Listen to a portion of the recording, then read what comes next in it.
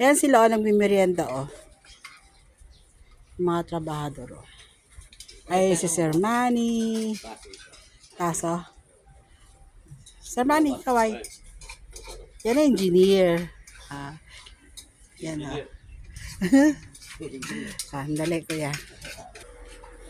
Ito yung nagawa nila. Naglalagay na sila ng beam. Ayan. Hanggang doon sa dulo. Meron pa yung dulo, meron pa isang kwarto. Hindi ako makalapit doon kasi may hukay. Baka ako mahulog. Ayan siya.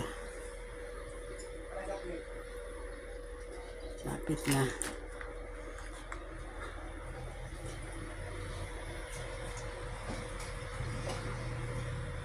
Kasi hanggang dito na lang. Susunod na uli. Bye!